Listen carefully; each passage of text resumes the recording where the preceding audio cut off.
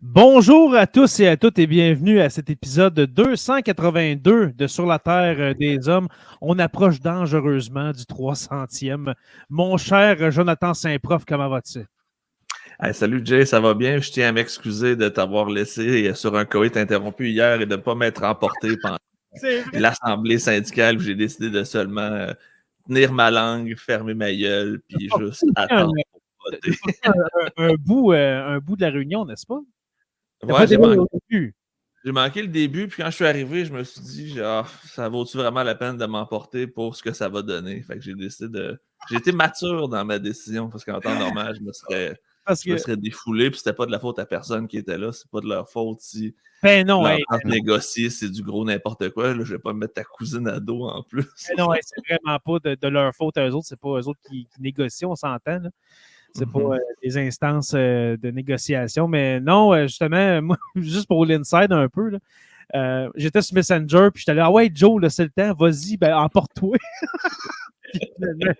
non, moi, je m'en vais, c'est de la merde, je m'en vais promener mon chien. Bon, ok. Ouais, non, je pense que j'ai écouté à peu près une heure, mais je veux dire, on avait tous déjà vu ou entendu ou lu, j'avais l'impression de me faire relire de quoi que je connaissais déjà. Ça fait, oh.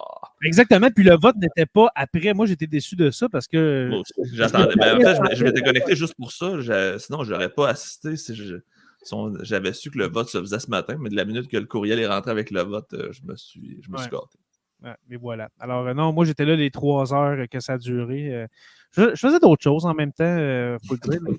Donc, je continue la lecture de Sapiens. Je suis en train de passer au travail littéralement. C'est vraiment bon, ce livre-là, Sapiens. Ouais. Professeur Roussel, comment allez-vous? Salut, ça va bien. À part le fait que je me suis foulé une côte justement en promenant mon chien, là, Oui. la vie va bien. Là, Oui, non, alors, je suis vraiment content d'être ici ce soir parce que je suis en train, Médéric puis moi, on est en train de mettre sur pied un projet, là, puis tranquillement, on voit la statue qui sort du bloc de pierre. Là, ça commence tranquillement à avoir l'air de prendre forme. Là. On vous en parlera une autre fois. Oui, vous nous en parlerez après l'enregistrement pour pas que ce soit live. Mais ouais, c'est ça. Alors, Stéphane qui s'est foulé une côte, qui a de la misère à respirer, moi qui manque de sommeil depuis plusieurs semaines. Et puis, Joe, toi, tout va bien? Juste fâché. Pour la seule fois que nous, on a de quoi, puis Joe, ça va super bien. Écoutez, les gars, encore cette semaine, on reçoit un invité de marque. J'adore recevoir Médéric. Oui, comment vas-tu, mon cher Médéric? Oh, on t'entend pas, Médéric. Ton micro, je crois qu'il est fermé ou... Non, on ne t'entend pas. Je ne sais pas si après ton micro-casque, il y a un on-off, quelque chose comme ça. Mais on ne t'entend pas, malheureusement. Habituellement, c'est moi qui ai ces problèmes-là. C'est toujours de mon bord qu'il y a des problèmes de tantôt, c'est ça qui est bizarre. On s'entendait avant de commencer à enregistrer. Alors, Médéric qui regarde ses paramètres de micro. Tu feras un peu de montage, Jay, ça paraîtra pas. Ah non, c'est un podcast. Écoute, c'est pas... on n'est pas à Radio Cannes. On va faire du temps pendant ce temps-là, pendant que Médéric essaie de... Et peut-être une chose aussi pour l'auditoire, on avait promis la semaine passée qu'on ferait un épisode sur la vexillologie. La vexillologie, oui. Vous allez devoir attendre encore un temps parce qu'entre la Grande Paix de 1701 et avec Médéric et la vexillologie, on a privilégié définitivement Médéric. Là. Désolé pour ceux qui étaient prêts à discuter vexillologie ce soir. Là. Mais ce n'est que partie remise. On va juste être plus prêts encore. Ils ont ces... Mais avant, Médéric, excuse-moi, mais avant, juste pour l'épisode qu'on était supposé de faire ce soir, on s'est dit que tant et aussi longtemps qu'on ne sera pas capable de dire le mot, eh bien, on ne fera pas l'épisode. Alors, vexillologie. Oui, vexillologie. Exactement. Alors, oui, c'est ça. Quand on va être capable de le plugger 2 fois dans la même phrase, on va faire l'épisode. Médéric, si oui, comment vas-tu? Quoi et à vous? Ça va très bien, merci. Oui, alors super. Merci, Médéric, d'avoir répondu oui, présent à cet appel. À ce moment-là, je ne savais pas que j'étais un backup. Non, on avait un backup pour toi. Ouais, c'est ça, c'est qu'on a tassé. On a tassé la vexillologie pour toi. Merci.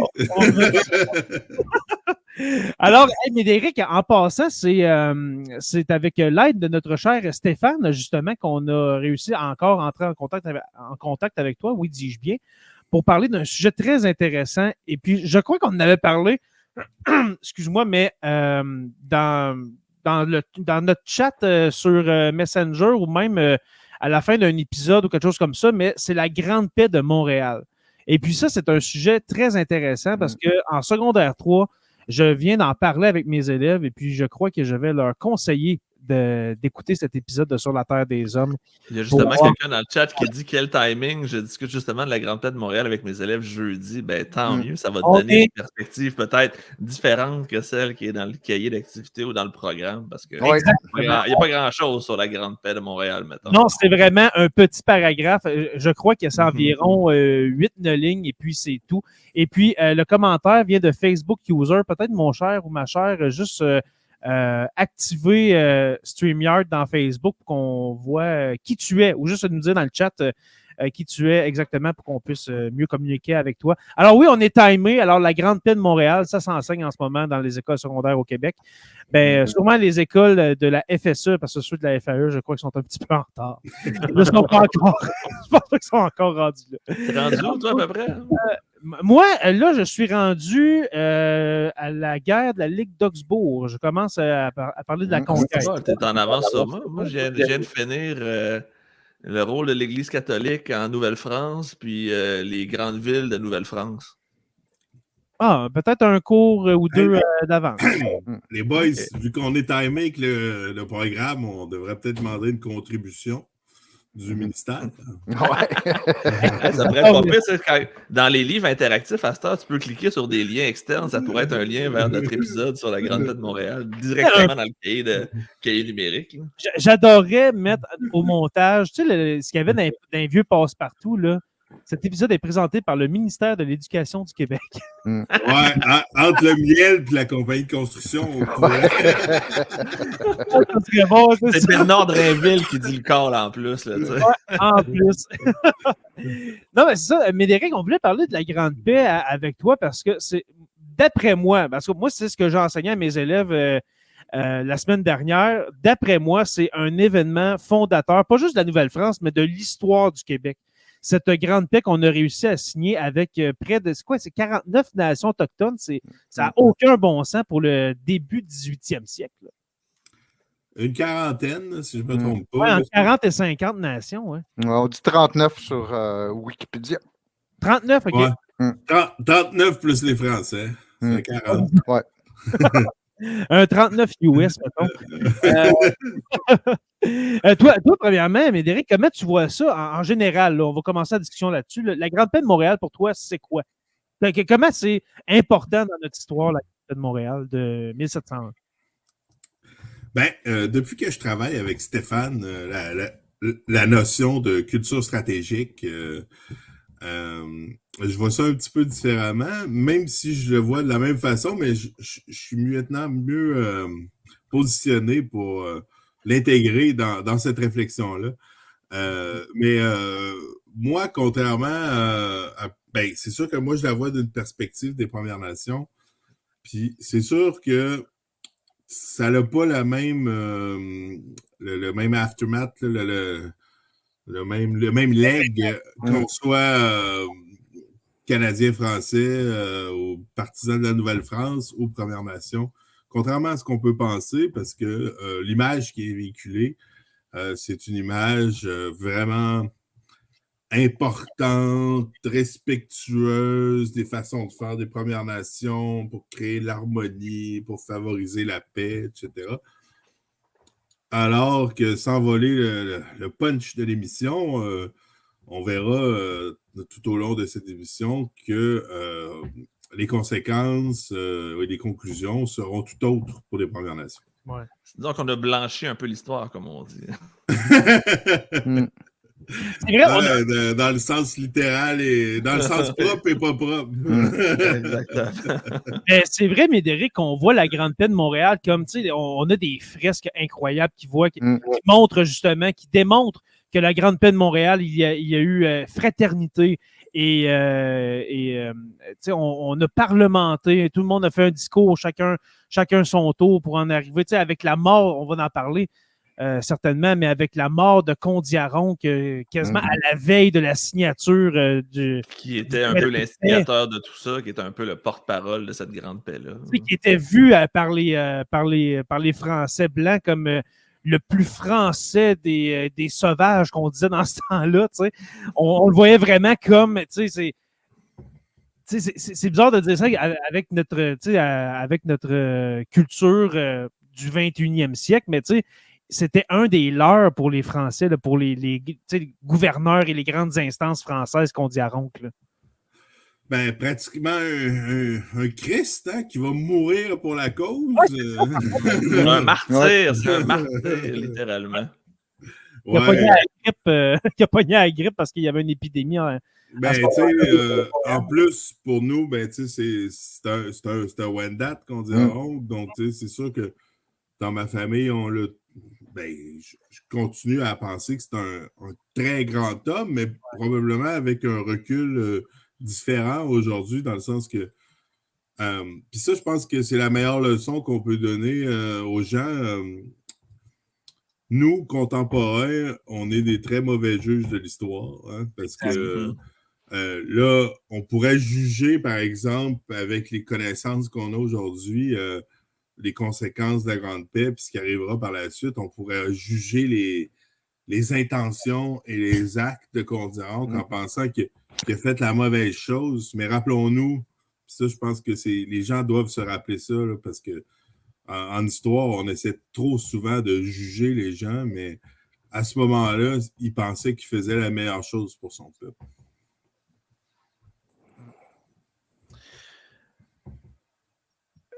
Excusez, je suis en train de voir la citation. J'essayais de trouver la citation exacte qu'on parlait de Condiaron quand il est décédé, justement. C'est de la grippe, si je me souviens bien, Médéric. Il est mort de la grippe, Condiaron, justement à la veille quasiment de la signature. Ouais. Après un discours de 7 exceptionnel. Et puis meurt après ça. Il y a peut-être un peu de folklore aussi là-dedans. Ça a peut-être été enrobé pour nous faire passer ça comme étant la situation parfaite du martyr, justement, qui jusqu'à la fin. Les fantômes deviennent souvent d'excellents porte-parole. Exactement. Parce que tu peux leur faire dire tout et son contraire.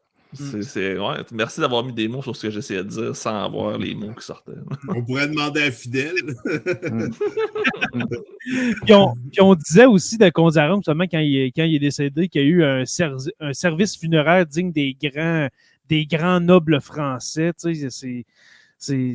En même temps, est-ce que c'est vrai? Moi, j'en ai aucune idée. Est-ce que c'est vrai, ça, tout ce que je dis? Sur Condiaron qui était vu comme le plus français des Premières Nations? Pas le plus français, mais le plus grand allié des Français. Je pense qu'il y a une nuance importante. C'est sûr qu'il y a Bacqueville de la Poterie qui a été témoin, puis qui a bien recensé là, heure par heure ce qui s'est passé cette journée-là. Puis son témoignage est bien connu et est bien repris là, dans plusieurs des ouvrages. Puis ensuite, c'est sûr que le musée de la Pointe-à-Calière en a fait aussi là, un élément très important là, au fil des années. Là. Je ne sais pas où on est rendu aujourd'hui, mais la Grande Paix a été la principale œuvre de Louis-Hector de Calière, là, donc le gouverneur à ce moment-là. Exact. Pour démarrer ça, parce que là, on parle de Condiaron, on dirait qu'on t'as comme rendu à la fin. On va commencer par le commencement. Désolé, c'est moi qui vous ai amené là. Médéric, peux-tu nous parler un peu des relations entre les Premières Nations et puis les Français au 17e siècle? C'est pas un siècle facile. On est loin. On a fait un épisode là-dessus, là, le mystère Champlain. On est loin de la grande tabagie là, dans les années 1650. 1660 et jusqu'à la Grande Paix de Montréal, c'est assez rock'n'roll là, en Nouvelle-France. Là. Entre les deux, entre ces nations-là, on va dire. Oui, mais d'abord, rappelons aussi, là, je pense que la principale chose qu'il faut se rappeler, là, même si on en a déjà parlé, c'est le choc bactériologique, microbique. Ouais. Donc, on est à une époque de grande détresse bactériologique. Puis ce qu'on vient de dire précédemment au niveau du décès de Condillaronc le confirme, là, même au début du 18e siècle. Quelque chose d'aussi anodin aujourd'hui que la grippe.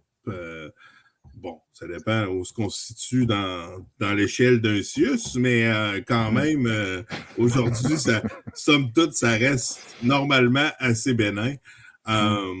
Était un facteur important de mortalité encore pour les Premières Nations.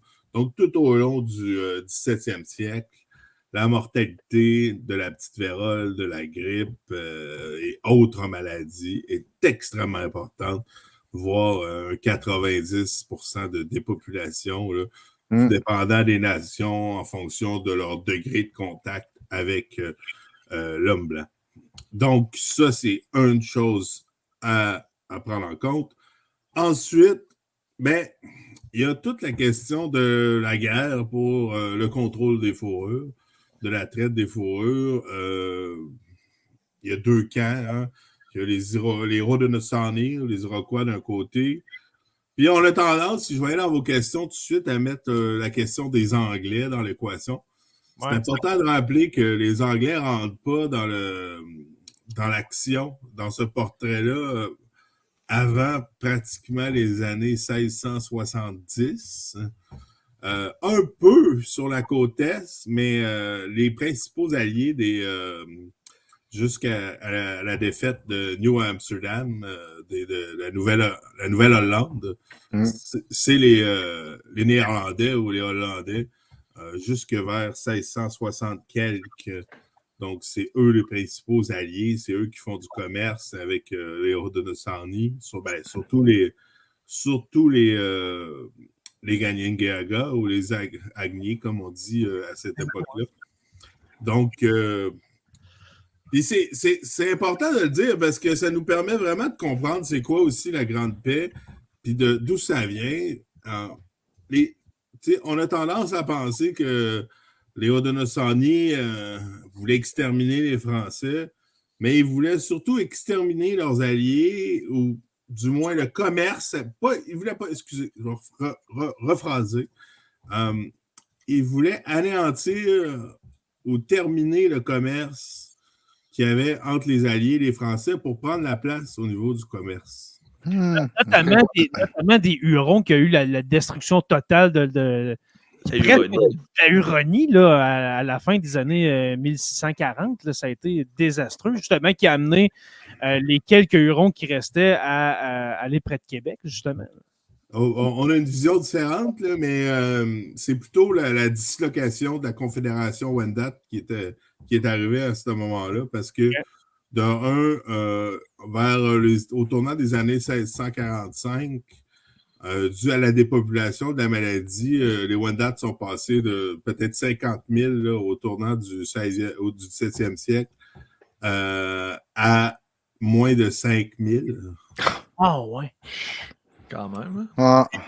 Fait que, puis, il faut savoir que les Wendat, c'était une confédération, c'est moins connu, mais même, c'est eux qui avaient montré, en fait, aux Haudenosaunee comment avoir le modèle de confédération. Donc, il y avait 4 plus 1 nation. Donc, le christianisme et surtout la dépopulation par les maladies a amené des chamboulements sociaux de nature très importante. Hein. Donc, il y avait des gens qui étaient pro-catholiques, puis d'autres qui étaient pro-traditionnalistes, d'autres qui étaient pro-commerce, d'autres pro-replions-nous dans nos terres. Donc, tout ça a créé le fait qu'il n'y avait pas de cohésion à ce moment-là. Il n'y avait plus d'unité, dans le fond. Exactement. Puis, tu sais, oui, il y a différentes raisons, mais la principale raison, c'est on est 4, là. Imaginez-vous qu'il reste une personne sur 10, ça se peut qu'on ne soit plus là. Fait que, tu sais, les aînés sont souvent disparus, la relève est disparue.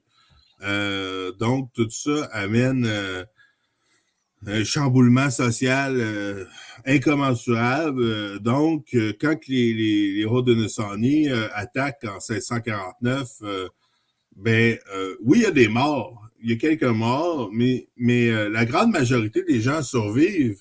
C'est ce qu'on ne dit pas dans l'histoire, mais la plupart, la faction traditionnaliste va plutôt se joindre aux Haudenosaunee, notamment aux Cayuga, aux Sénéca et à d'autres nations. Ils vont même garder leur couleur pendant quelques années parce que pour eux, la survie de la tradition et de la culture passe plus par une intégration à l'ennemi.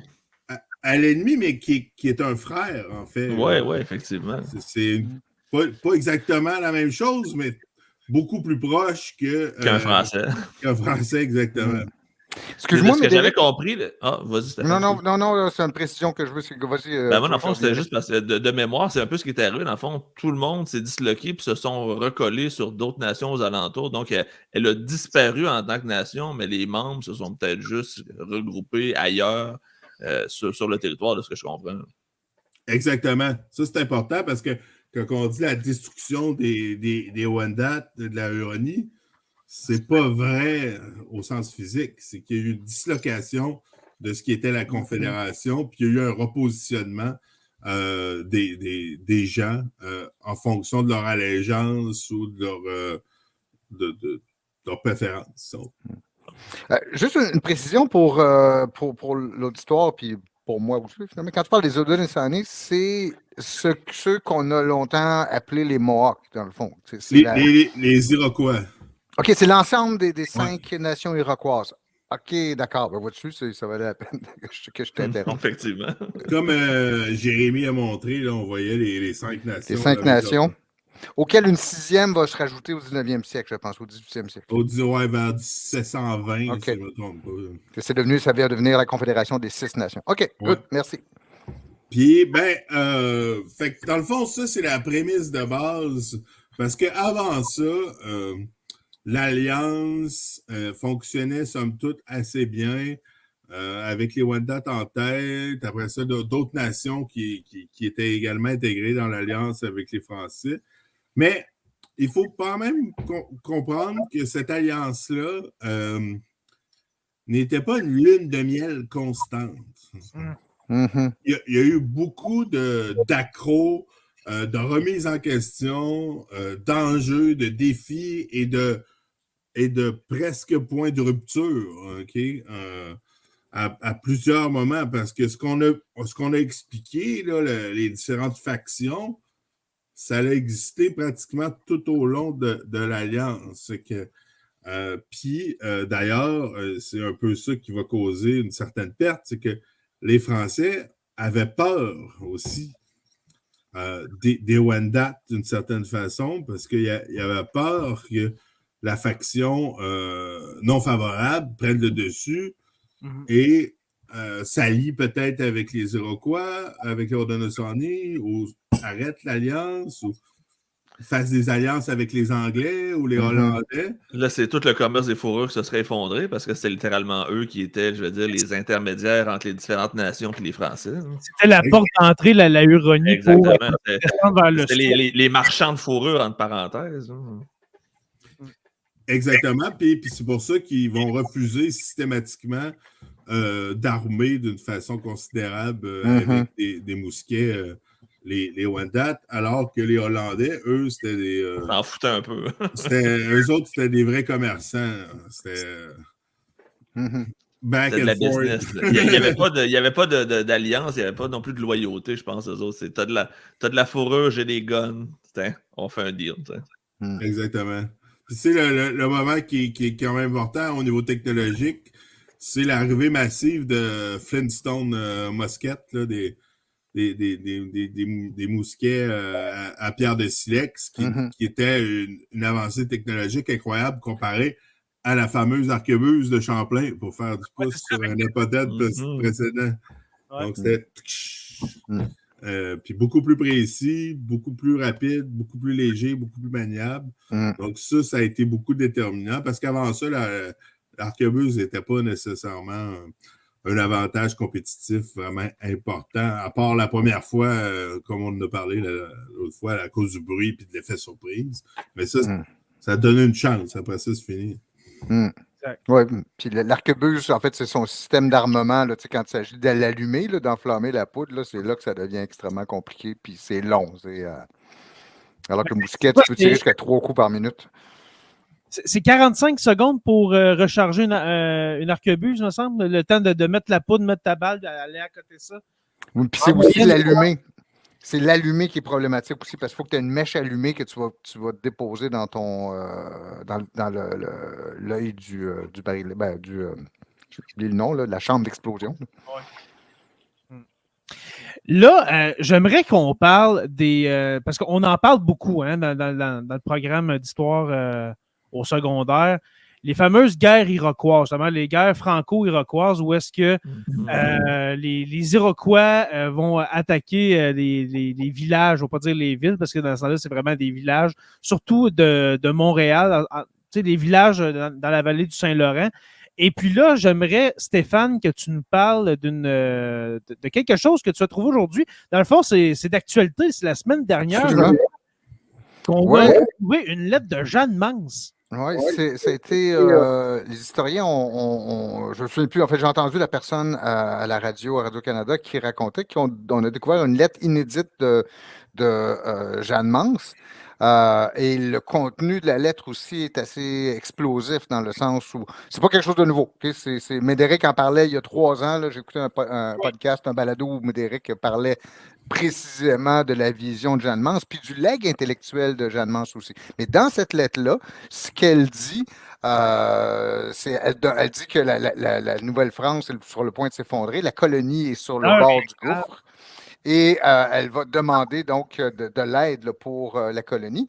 Et elle va dépeindre, en fait, la menace qui plane sur la colonie, c'est les attaques iroquoises. Et là-dedans, elle va, dans cette lettre-là, mais elle le fait dans d'autres, parce que c'est déjà connu comme fait, là, mais là, je vais enlever les mots de la bouche de Médéric, là, mais elle campe le Mohawks dans le rôle du méchant, de celui qui est l'opposant à la Nouvelle-France, l'ennemi de la Nouvelle-France. C'est comme ça, en fait, que les Iroquois vont prendre cette image-là. Moi, je peux te confirmer, Stéphane, que c'est aussi ce qui est écrit dans le programme d'histoire du Québec. C'est directement comme ça qu'on dépeint les Iroquois jusqu'à la Grande Paix. C'est les ennemis de la Nouvelle-France. C'est les méchants. Ouais, exactement. Médéric, qu'est-ce que tu peux nous dire là-dessus? Je pense qu'il retient ses mots présentement. Il y a quelques personnes qui me connaissant mon travail, ma passion, m'ont envoyé dès ce matin par Messenger. Okay.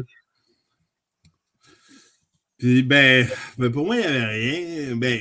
Je pense que la vraie nouvelle dans ça, c'est qu'ils ont trouvé une copie, l'exemplaire officiel d'une des lettres que Jeanne Mance a écrites. Celle-là, elle l'a écrite à Maisonneuve, mais il y a celle qu'elle avait écrite à Jérôme Leroyer, qui était bien connu, là, puis qui disait essentiellement la même chose. Okay? D'ailleurs, j'invite tous ceux qui veulent le faire à aller écouter le tableau qui s'appelle Joe Jagge, Montréal, sur la place Ville-Marie, à la place Ville-Marie de Montréal en histoire, Cité Mémoire, qui présente justement une Jeanne Mance courant dans la neige et c'est Céline Bonnier, l'actrice, qui lit la lettre qu'elle a écrite à ce monsieur Jérôme Leroyer-là, puis qui dit exactement la même chose. Puis d'un autre côté, on a un guerrier, Ganingaga, Mohawk, qui explique sa vision que dans le fond, eux, ils voient des Français de plus en plus, ils ont essayé de s'allier avec eux, mais ils veulent rien savoir, ils continuent de faire des alliances, puis de les attaquer avec leurs ennemis, puis qu'ils peuvent plus tolérer ça, puis qu'il y en a de plus en plus, puis qu'ils rentrent en guerre. Tu sais. Donc, ça permet de balancer ces deux visions-là, parce que C'est drôle, les Français, ils viennent au milieu de nulle part, ils agressent tout le monde, puis ils comprennent pas pourquoi ils se font agresser, puis c'est les autres les méchants. Une question, Médéric, est-ce que ça n'aurait pas été payant au début de la colonie de la Nouvelle-France de faire cette espèce de paix-là en disant, écoutez, pour nous, là, pour les Français, ce qui serait vraiment avantageux, c'est que vous fassiez la paix entre vous pour qu'on fasse tout ensemble partie de ce commerce des fourrures-là. Essayez de faire la paix entre les Algonquiens, les Iroquois pour dire, OK, on passe ça sur des nouvelles bases, let's go, on avance ensemble. Ou bien c'était juste impossible au début du 17e siècle. Ben, je pense que c'était impossible. Là. Rappelons-nous que Québec, là, c'est 12-14 bonhommes là, dans un petit fort en bois. Ouais! Alors que tu as 50 000 Wendat, puis 30 000 Haudenosaunee, puis quinzaine de mille Anishinaabe, Algonquins, et j'en passe. T'sais. Donc, leur influence, autre que d'acheter de la fourrure puis d'échanger quelques... Puis, ce qui est intéressant de comprendre aussi, on va aller rapidement là-dessus, mais à ce moment-là, les réseaux de traite, par exemple, les Wendat utilisaient peu les objets qu'ils acquéraient aux Français, mais ils les réinvestissaient dans les réseaux subséquents de traite pour obtenir plus de choses. Fait que c'est pas une question d'adaptation et d'acculturation, mais plutôt une utilisation d'optimisation de leur propre réseau et l'augmentation de leur capacité de traite. Donc, fait qu'en ce sens, l'influence restait, je pense, très faible là, à ce niveau-là. Mais, comme on l'a dit, à mesure que la dépopulation se produit, qu'il y a un petit peu d'évangélisation, puis qu'il y a beaucoup de guerres, ben, rendu au tournant du 18e siècle, quand on va avoir la Grande Paix, les nations sont épuisées, fatiguées, dépopulées, donc les conditions ne sont pas les mêmes en 1701 qu'en 1308. Est-ce qu'en 1701, il y a plus de Canadiens, de colons français que de Premières Nations sur le territoire de la Nouvelle-France, mettons? Si on dit 90%, pas encore, non? Non, pas encore. Pas encore, OK. Non, parce que, je ne sais pas, là, tu es peut-être meilleur que moi, là, mais les Français ne doivent pas être plus que... 40 000 environ. En 1701, tant que ça, oui? Moi, j'aurais tendance à dire moins que ça, là, mais... On va aller voir pour... Jean Talon, on attribue toujours les populations à l'intendance de Jean Talon qui aurait fait grossir la population. Parce qu'en 1760, on parle de 70 000. Là. Puis je pense que 60 ans à cette époque-là, avec la population qui commençait, l'immigration, la naissance... 16 000. 16 000 au tournant des années 1700, oui. C'est vrai parce que le 60 000, c'est ce que j'entendais au moment de la conquête. Ouais. À la fin, oui. Alors 16 000. Alors qu'on avait 1,3 million là, dans les 13 colonies ou quelque chose comme ça. Ouais. Donc, c'est dur d'évaluer, là, mais non, il y avait plus encore de Premières Nations, mais dans la vallée du Saint-Laurent, il devait avoir un certain équilibre. Okay. Parce que la vallée du Saint-Laurent, quand même, entre Québec et Montréal, c'est 200 km de fleuve, là, ou à peu près. Dans cette partie-là, il y avait une présence importante française. OK. Puis, une question que je t'ai envoyée, c'est à quel moment qu'on a décidé du côté français de se dire on serait temps là, pour faire la paix, pour réunir toutes les nations, puis faire justement enclencher le projet de la Grande Paix de Montréal. Est-ce qu'on parle d'années, de mois? Est-ce que l'influence du régiment Carignan-Salière arrivé de France a aussi un impact dans tout ça? Ouais. C'est sûr que ça a eu un impact, hein, parce que, rappelons-nous quand même, on a tendance à encenser beaucoup le régiment Carignan-Salière, mais la première année... il y en a le tiers qui sont morts dans le bois, on s'entend. Puis ils n'ont jamais vu un Haudenosaunee. Hein? Non, ils sont morts pour rien de faim et de froid. Là. puis ils n'ont pas écouté leur guide. La deuxième année, ils vont même pas réussir à approcher. Ils vont juste en virer. Bon, la deuxième année, ils ne réussiront pas non plus à faire des combats, mais ils vont trouver les villages, puis ils vont brûler les récoltes, les maisons longues, etc. Puis ensuite, il va y avoir une paix qui va être signée. Puis cette paix-là, ça, c'est intéressant quand même parce qu'on oublie souvent aussi cette partie-là, mais il y a beaucoup de Wendat qui sont maintenant intégrés dans les villages et les communautés Haudenosaunee. Puis, il y a aussi des jésuites qui ont commencé à faire un ouvrage évangélique. Puis, il ne faut pas oublier que les Haudenosaunee aussi ont été victimes des maladies, mais ont pu naturaliser puis incorporer beaucoup de gens, ce qui a moins affecté leur nombre. Mais en même temps, si on regarde, on voit encore aujourd'hui, ou on pourrait demander aux Français aujourd'hui, je ne partirai pas de débat, mais à un moment donné, quand on naturalise à grand niveau, il y a des enjeux de culture dominante. Donc, il va y avoir une réception plus importante, probablement, au message des évangéliques. Puis, ceux qui sont convertis vont retourner vers le nord de leur territoire, c'est-à-dire qu'ils vont créer les trois missions qu'on connaît, là, Saint-Régis, Récollet? Où est-ce qu'il y a Kanawagé aujourd'hui, là, Saint-Louis, puis Oka, un peu plus tard. Donc, c'est que ça crée un schisme aussi chez les Haudenosaunee. Donc, à partir de ce moment-là, il y a des Iroquois Haudenosaunee alliés des Français et catholiques, puis il y a les Haudenosaunee de la Ligue iroquoise traditionnaliste. C'est important de le souligner. C'est peu connu. Ben, c'est assez connu, mais c'est peu véhiculé, disons. Donc, c'est ça qui crée aussi là, la possibilité peut-être de faire une paix plus durable. Mais avant d'arriver à la paix de 1701, il y a beaucoup d'événements tragiques qui vont se produire, dont on nommait l'entrée de jeu, le massacre de la Chine, puis le massacre de l'autre, la Prairie, qui sont des événements malheureux, mais qui sont toujours rapportés juste d'un côté.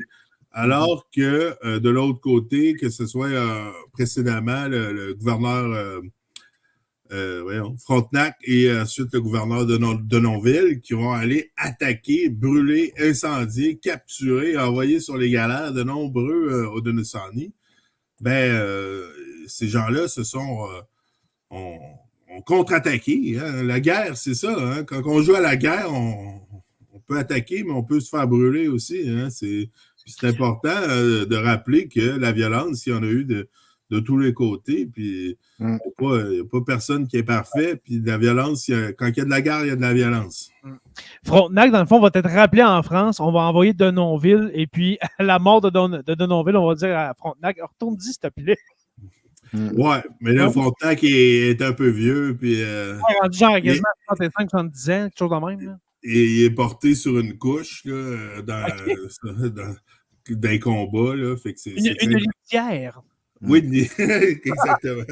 Il est dans sa litière. Ah, ce cher Frontenac, il aura répondu par la bouche de ses canons. Oui, fait que c'est ça. C'est le portrait. Fait qu'il y a de la guerre des deux côtés. Et tout le monde est un peu fatigué parce que c'est difficile de tout le temps être en guerre. Autant pour les Français qui craignent l'Iroquois derrière chaque arbre que pour les différentes nations de Haudenosaunee que se faire brûler sa récolte puis son village, c'est pas le fun non plus. Là. Même si les taux de mortalité sont pas importants, là, à part une courte période, là, comme Mme Jeanne-Mance l'a dit, puis ceux qui s'intéressent aussi. Johnny Dickinson, un historien important du Canada, là, de McGill, si je ne me trompe pas, avait fait des calculs démographiques de l'importance des massacres, des morts dus aux guerres iroquoises. Puis lui, ce qui arrive en conclusion, puis ça fait très longtemps que c'est connu, c'est qu'il y a peut-être 2 ou 3 années où ce que ça a été sur le point de mettre en péril de façon significative.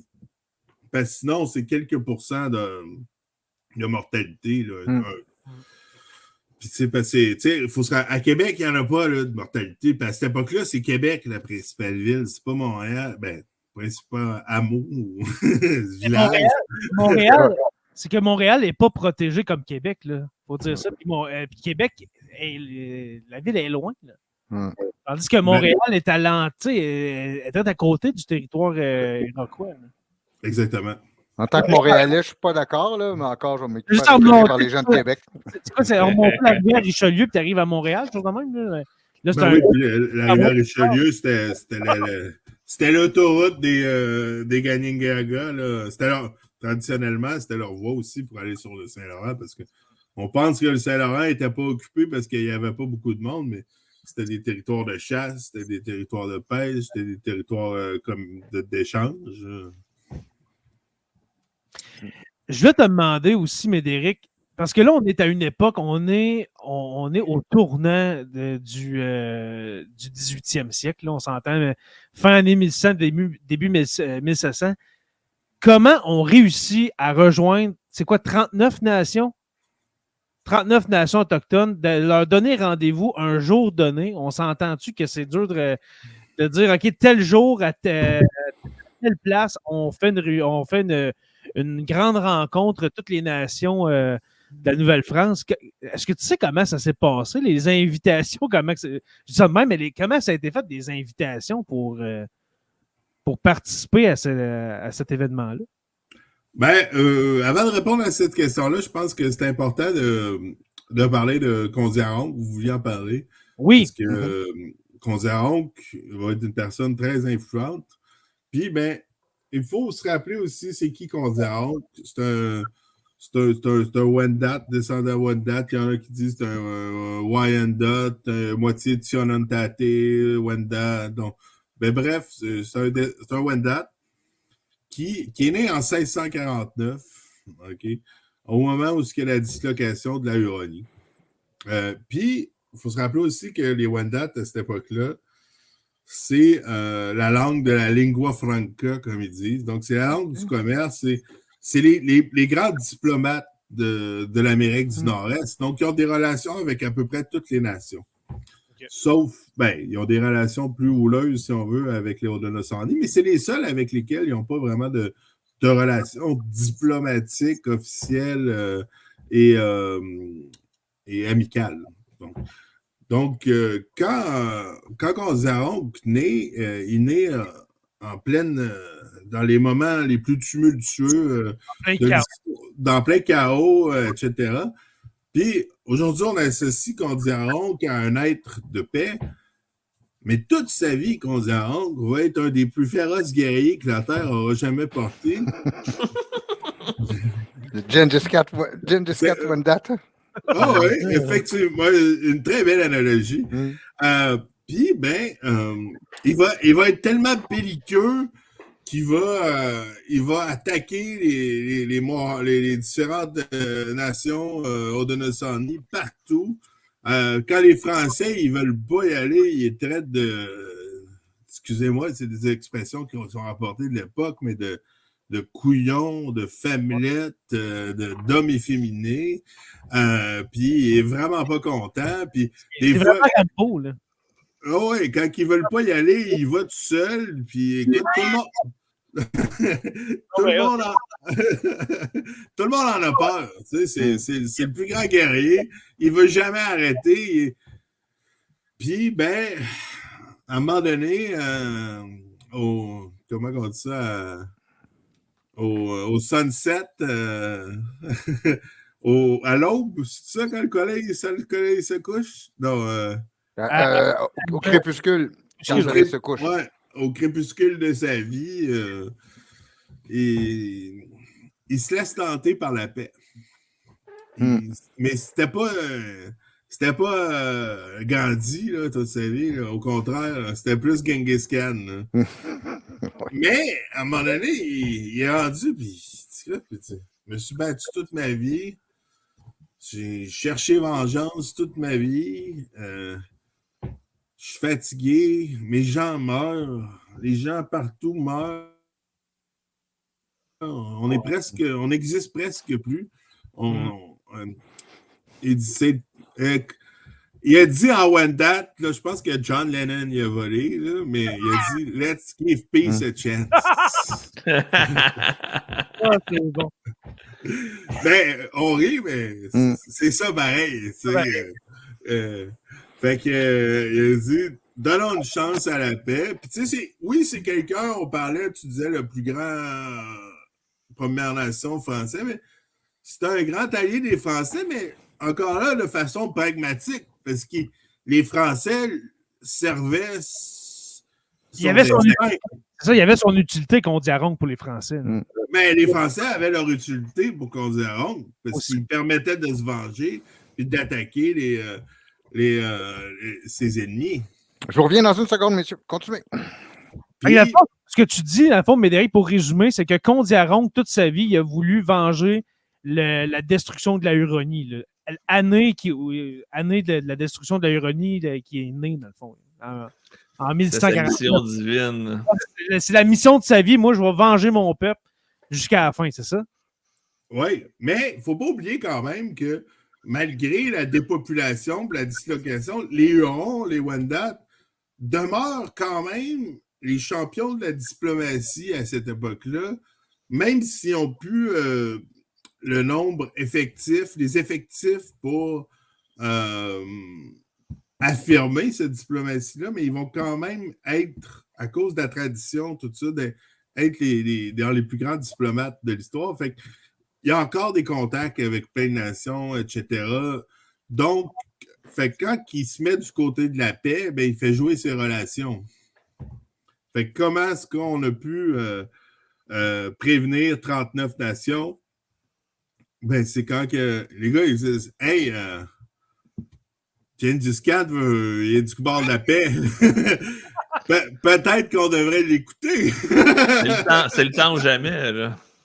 Ben, tu sais, je vulgarise, là, mais on comprend que quand tu as la personne qui est comme la plus grande guerrière, qui dit on organise une grande paix, puis la paix, la sécurité de tous les gens qui vont venir va être faite par les Français, puis on va se rencontrer, puis tout ça, puis là, il y a beaucoup de nations qui veulent pas y aller non plus, parce que là, ils arrivent proche de Montréal, puis là, ils entendent les rumeurs, la grippe est partout, il va aller au-devant, il va rencontrer ces nations-là, lui-même va tomber malade pendant les discours puis les négociations. Puis, finalement, il fait son discours, sa grande harangue. Les Wendat étaient connus pour être les plus grands harangueurs. Donc, il va faire une harangue. C'est vrai, c'est pas vrai, mais c'est certainement vrai en grande partie, mais de plusieurs heures. Là. On parle pas de... on a tout eu un discours d'un doyen à l'université qui est interminable, là, mais là, c'était quelques 4, 5, 6 heures, peut-être plus. Un discours que même Staline était jaloux de ne pas avoir fait. Donc, imaginez-vous, là, cette... Oui, Stéphane? On t'entend pas. On t'entend pas, mon cher. Continue, je pense qu'il nous fait ça. Donc, bref, tu sais, c'est qu'est-ce qui est le fun, d'une certaine façon, dans la Grande Paix, c'est qu'on fait les choses beaucoup à la manière des Premières Nations. On respecte les protocoles, on fume le calumet de paix, on échange des cadeaux. D'ailleurs, le traité est signé avec bon, c'est pas une vraie appellation, mais les genres de totems de chacun des chefs des nations. Donc, il y a comme une hybridité, mais c'est beaucoup fait à la manière des Premières Nations. Par contre, oui. Ah non, vas-y, excuse-moi, puis après ça, Par contre, ce qu'on peut aussi dire, c'est que c'est probablement la dernière fois aussi qu'on le fait à cette façon. J'allais dire, Ça dans le marque fond, un tournant dans l'histoire, littéralement, dans tous les sens. vraiment. Puis, dans le fond, ce que je voulais dire, c'est que tu dis que chaque nation est représentée par un symbole, un totem, justement. C'est laquelle que c'est un bâton de hockey? Ça ressemble vraiment à ça. C'est pas une pipe, ça? Ah, ça se peut. Ou ceci n'est pas une pipe? Ah, c'est pas un casse-tête? Un corps. Ah, ça se peut, ouais, une espèce d'affaire. C'est une arme qui fait ce que ça dit. Là. Je trouvais que ça ressemblait à un bâton de hockey. Bon. Je pense que c'est plus une pipe, là, mais, Ouais. mais ça pourrait être une crosse aussi. Ouais, c'est ça. Ah ouais. Ce que j'essayais de dire tantôt avant que la technologie me trahisse, là, c'est que le processus que tu nous décris, puis tu sais, quand tu dis on a réuni effectivement 40 nations, incluant les Français, là, à Montréal, c'est quand même un processus qui se déroule sur plusieurs années, si je ne me trompe pas. Là. C'est un... Ouais, ben ouais, là, ça. Il n'y avait pas.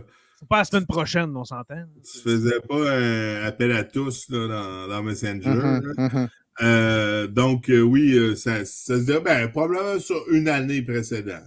OK. De l'été précédent à l'été 1701. Ça se parle. On envoie des offrandes, des choses qui veulent dire que la pipe de la paix ou la guerre, en tout cas, je me rappelle plus les choses exactes, là, mais soit des wampums de la paix ou des pipes de la paix, etc., qui circulent dans les différents villages. Il faut comprendre que ça va aussi loin qu'au pays des Illinois, là, au sud des Grands Lacs, juste même à l'ouest d'une partie des Grands Lacs. Donc, ça va très loin. Là. Donc, après ça, ce qu'il faut comprendre aussi, c'est quoi l'objectif? C'est que, dans le fond, c'est qu'à ce moment-là, les gens comprennent que c'est en se mêlant des guerres coloniales qu'on se fait le plus mal, d'une certaine façon.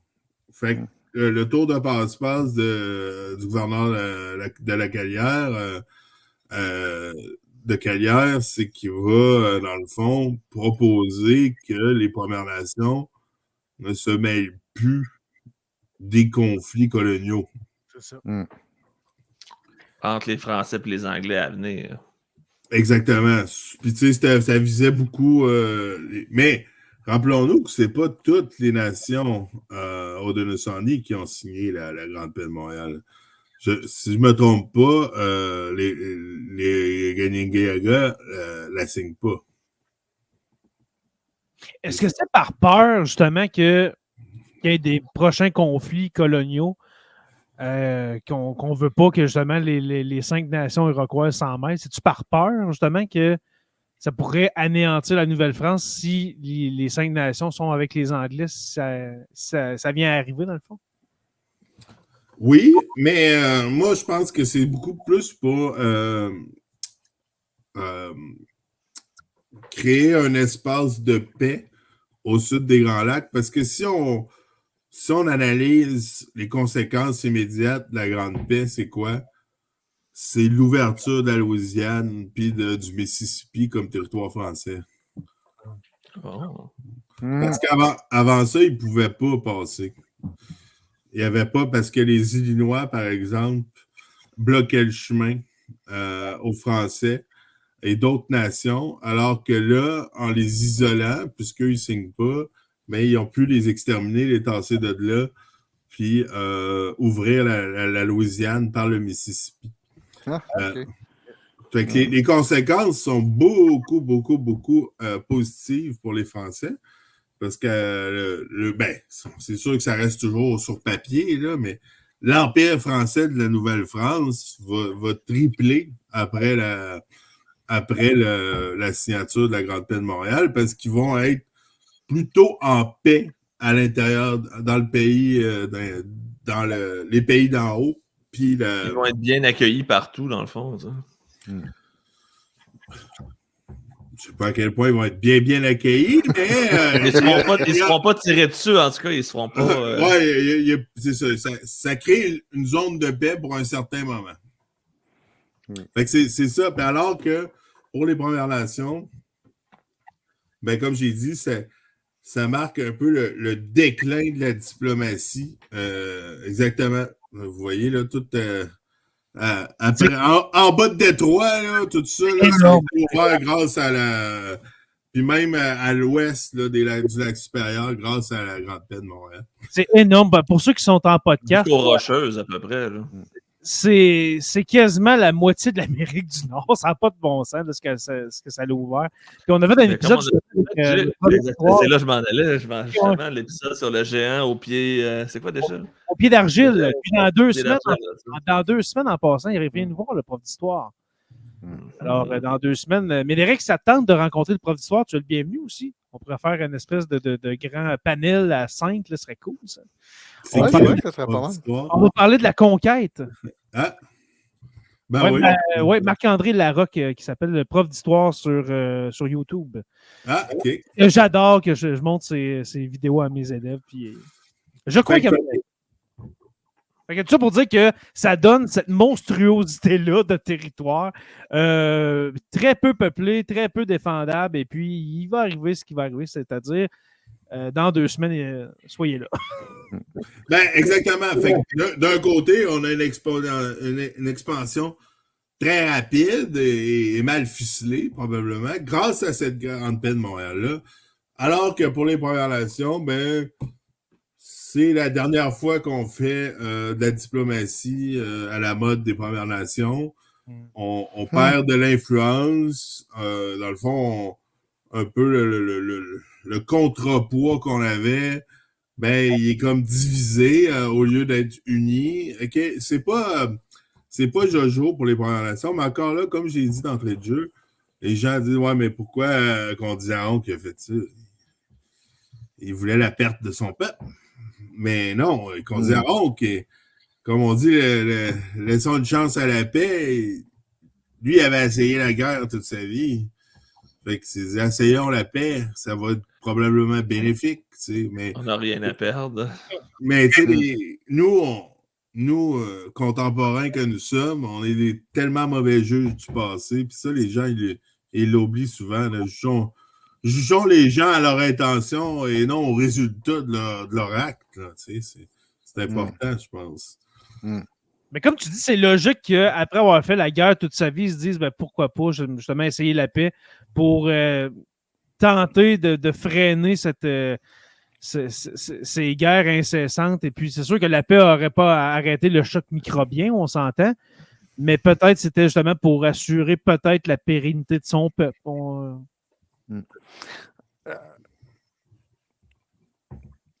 Oui, vas-y, professeur. Si tu me permets, je vois que le temps achève. Je vais avoir le temps d'aborder un dernier truc avec Médéric. La Grande Paix de Montréal aujourd'hui, c'est-à-dire que la mémoire ou l'image que l'on en a, par exemple, ça a été utilisé par Bernard Landry justement pour le 300e anniversaire, je pense, en 2001. Donc, il a ramené cette idée-là. La paix des Braves. La paix des Braves, c'est ça, oui, effectivement. Et qu'il a signé avec, mon Dieu, Ted Moses. Ted Moses, c'est ça, qui était un grand ami de Bernard Landry, je pense. Le grand chef de la nation cri à cette époque-là. Oui. Donc, tu vois-tu, on l'a ramené. Bon, on célébrait le 300e anniversaire, mais ça a été comme ramené puis actualisé. Puis c'est beaucoup utilisé aussi aujourd'hui par les tenants de ceux qui disent qu'il y a une forme de convergence, voire même, je sais que tu n'aimes pas le terme, là, mais d'histoire commune entre la société québécoise, la nation québécoise et les nations autochtones. Donc, il y a cette... Est-ce que je me trompe en disant qu'il y a une forme d'instrumentalisation? C'est inévitable. Dans l'histoire, c'est inévitable. Contre un envahisseur commun anglophone, en fait. C'est comme si on était tous victimes du même complot anglophone. Un complot, c'est-tu vrai ou c'est pas vrai? C'est à toi d'en déterminer la réponse. Il y a eu un complot dans l'histoire. On salue César en passant. On te salue. Stéphane, c'est sûr, tu le sais, on étudie ça ensemble, mais si on reprend la logique de l'instrumentalisation du côté pacifique des Canadiens français, des Québécois, inévitablement que la Grande Paix est probablement l'ancrage nous, on a fait la paix avec 40 Premières Nations. Puis c'était pas juste une paix pour nous, c'était une paix de neutralité vis-à-vis des Français. Puis ben, les Anglais ont continué à nous attaquer. Puis d'ailleurs, rappelons que la Grande Paix de Montréal, somme toute, est très éphémère parce que 10-15 ans plus tard, elle a beaucoup moins lieu. Parce que qu'est-ce qui arrive aussi, on parlait des Illinois, mais il y a beaucoup d'alliés des Français qui vont être dégoûtés de voir ce que les Français vont faire pas aux Illinois, aux Renards. Au Renard, oui. Donc, ça va vraiment chambranler. Puis, d'un autre côté, la Ligue iroquoise va retourner... va pas... Puis, c'est important, hein, le monde, ils disent tout le temps les Iroquois, c'était la marionnette des Anglais, mais pour eux, c'est le contraire. Eux avaient leur propre agenda politique, leur propre agenda guerrier, et ils étaient une nation complètement indépendante, comme beaucoup de nations. C'est sûr que l'histoire, comme on dit, les résultats, des fois, vont pas tout le temps du côté qu'on voudrait. Donc, on analyse tellement souvent les résultats de l'histoire au lieu des actions de l'histoire en disant ben voilà, c'était des marionnettes de l'anglais, alors qu'eux avaient leur propre agenda politique. Et ils jouaient leur pion sur l'échiquier comme n'importe quelle nation le fait depuis des millénaires et encore aujourd'hui. Justement, on le dit pas assez, mais les 5 nations iroquoises, c'était une confédération politique, selon tu dis, que peut-être plusieurs siècles plus tard, s'il n'y avait pas eu l'arrivée des Européens, peut-être ça aurait été une autre civilisation, on ne sait pas, là, mais c'était vraiment en train de germer cette confédération-là, cette confédération iroquoise-là, dans le fond. Puis, puis pour les Français ou les Québécois, aujourd'hui, ça peut paraître ironique, si on veut, mais le nom des Haudenosaunee, dans leur langue, c'est la Grande Ligue de la Paix. Est-ce qu'on dit aussi la Grande Maison en parlant des 5 nations? J'ai déjà entendu ça. Oui, parce que si on prend le symbolisme, tu as les Sénéca ou les Tsar-Antoine qui sont les gardiens de la porte de l'Ouest, puis les Ganingaga qui sont les gardiens de la porte de l'Est, comme une maison longue. Donc, il y a toujours les gardiens des deux portes, parce qu'une maison longue est toujours orientée est-ouest. Okay. Il y avait Steve Werner dans le chat qui demandait aussi, justement, on parlait des Anglais, comment les Anglais ont réagi à la paix, comme les Britanniques ont vu, par exemple, les Iroquois réagir, c'était faire la paix avec leurs rivaux, parce que là, les Français sont devenus les grands rivaux de Britanniques. Puis avant que tu répondes, Médéric, désolé pour Steve Werner, ça fait 40 minutes qu'il a posé sa question, mais c'était au début, fait que je voulais vraiment l'amener à la fin. C'est une bonne question. Je pense que faut comprendre, moi, en tout cas, peut-être vous êtes meilleur que moi aussi, là, dans les guerres coloniales, là, comme tu entendais Joe dire qu'il était dans la guerre de la Ligue d'Osbourg. Mais moi, je pense que les Anglais, à cette époque-là, en Nouvelle-Angleterre, tout ce qu'ils essayaient d'avoir beaucoup, c'est la paix. Parce qu'ils étaient en train de coloniser une colonie de peuplement, eux autres, fait qu'ils essayaient de peupler le plus possible puis de faire leur agriculture. Ils n'étaient pas tant dans... C'est peut-être ça là, qui est une confrontation qu'on n'a jamais étudiée ou qu'on a peu étudiée, dans le sens que tu avais des visions complètement différentes de deux colonies. C'est sûr, quand il y avait des guerres, genre la guerre de la Ligue d'Osbourg, ben là, il y avait des questions d'attaquer, comme ceux qui envoyaient attaquer Québec, là, les pirates Kirk, les frères Kirk, etc., ou des affaires comme ça, mais je pense que c'était plus comme pour pas être attaqué pendant un bout en attaquant, parce que d'un autre côté, mais ceci étant dit, là, je fais pas l'éloge des Anglais, là, parce que les Anglais avaient massacré les Abénakis, massacré toutes les Premières Nations de la Nouvelle-Angleterre, pratiquement exterminées, puis beaucoup d'eux s'étaient repliés vers le nord, dans le nord de leur territoire. puis étaient devenus des alliés des Français. Donc, eux aussi avaient une volonté de, appelons ça de la vengeance ou de la contre-attaque, mais c'était fatigant. Je veux dire, c'est la petite guerre chez vous, dans le cour arrière, c'est pas le fun. Et surtout au tournant des années, mettons 1750, avant la guerre de 7 ans, où est-ce que là, ça va être plus du côté offensif, du côté des 13 colonies, quand la guerre de 7 ans va vraiment exploser, que là, ça va être l'attaque sur Louisbourg, puis après ça, justement, la conquête, justement. Ben, je pense qu'il y avait beaucoup plus de conflits importants, justement, pour le contrôle des pêches, Terre-Neuve, le contrôle du trafic maritime, la ligne d'Osbourg, que le contrôle de ce qui était le sud de l'Ontario là, à l'époque. Puis on pourrait parler aussi de l'acte de Québec de 1774 qui a été vraiment intolérable pour eux, mais là, on ira ailleurs complètement. Messieurs, je vous propose d'arrêter ce merveilleux épisode. Ça a été vraiment très intéressant. Médéric, je bois tes paroles, mon ami.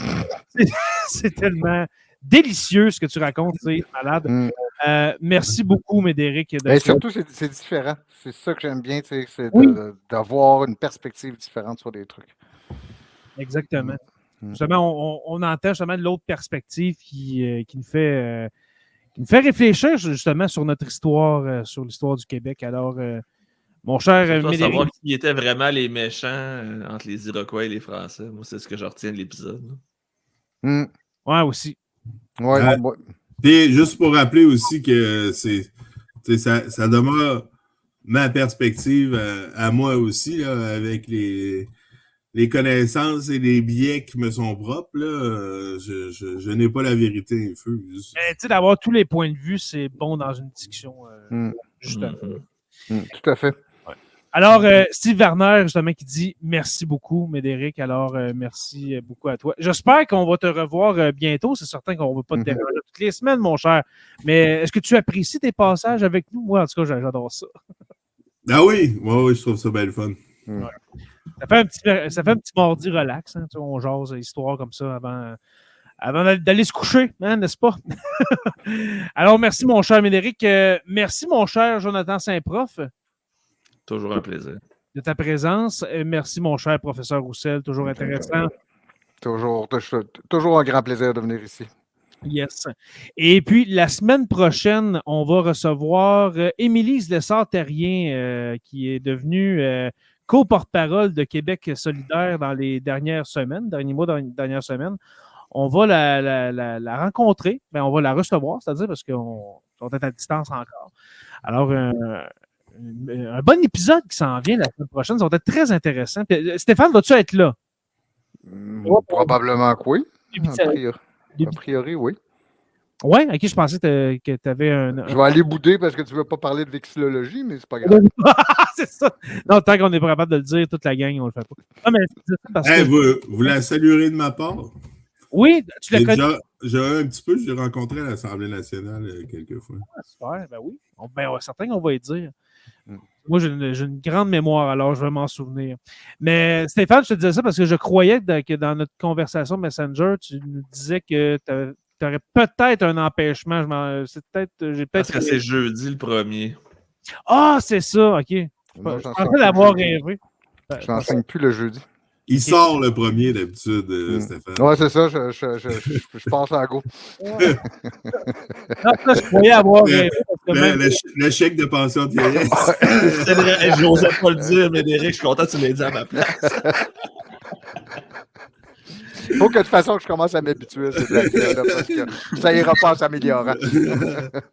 Justement, Stéphane qui a accompagné Condi Aronc sur le stage pour qu'il fasse son... Steve Werner qui dit bien plus intéressant que ma rencontre de syndicat sur l'entente qui a commencé à 17h. Alors, Steve qui est à sa réunion de syndicat à distance en même temps qui nous regarde. Voilà. Alors, on te salue, Salutations, Steve. Yes, alors merci à vous, messieurs. Encore merci, Médéric. J'espère qu'on va se revoir très prochainement. Puis c'est sérieux, dans 2 semaines, si tu veux venir, on parle de la conquête. Ça serait vraiment...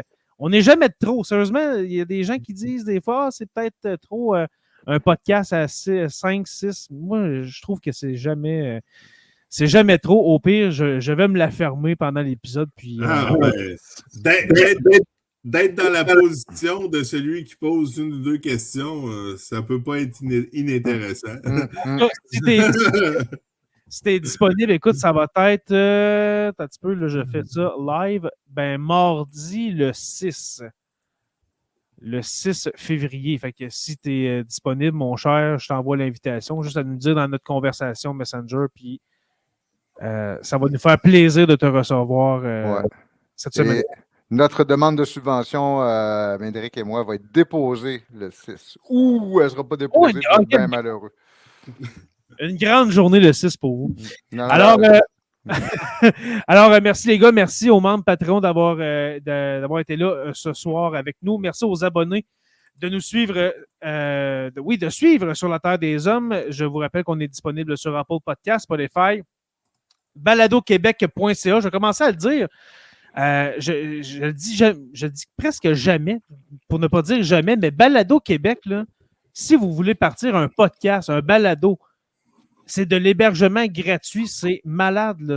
Vous avez une idée de podcast, peu importe, vous n'avez pas des bons micros, vous enregistrez avec votre dictaphone d'iPhone, comme moi au début de Sur la Terre des Hommes, épisode 1, il vous héberge gratuitement. Puis en même temps, vous pouvez écouter les podcasts directement là-dessus, baladoquebec.ca.